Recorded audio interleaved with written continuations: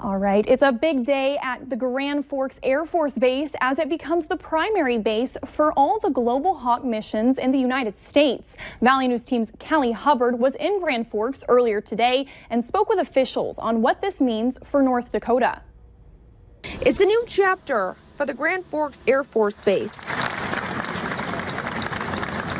as they welcomed Air Force Secretary Heather Wilson and Senator John Hoeven for a new mission.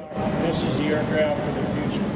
Now we're in charge of all Global Hawk for the United States Air Force, establishing North Dakota as a leader in unmanned aviation. The base will be introducing 4 Block 20 Global Hawks and 18 Block 30 Global Hawks. We can do voice bridges and data link bridges.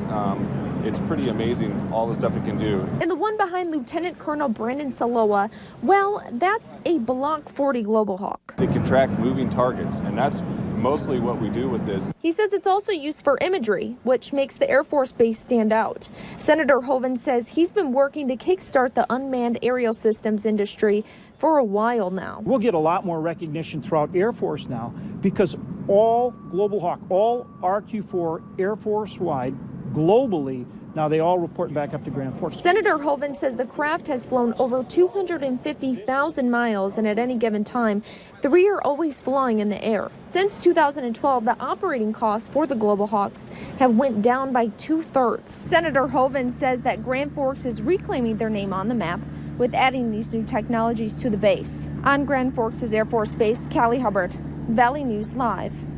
Colonel Cameron Pringle will be the next wing commander at the Grand Forks Air Force Base. The change of command ceremony is on June 28th. And while at the base, we were able to discuss agriculture with Senator John Hoeven. He discussed the plans on securing additional assistance for farmers during the trade negotiations. The senator has been asking the administration to provide additional aid to farmers who are struggling due to the trade war between the U.S. and China. So what I'm working on is another market facilitation payment. We provided one earlier. That's something we can do through ag appropriations and working with the administration and providing other assistance for our farmers while these negotiations are going on. Not only can we use the tariff money to fund that support for the farmers, but I think it also sends a very strong message to the Chinese that we're going to do what it takes to win this negotiation. To also help manufacturers, the senator secured a commitment from the U.S. Trade Representative to set up a product exclusion process for the third round of tariffs, which just went from 10 to 25%.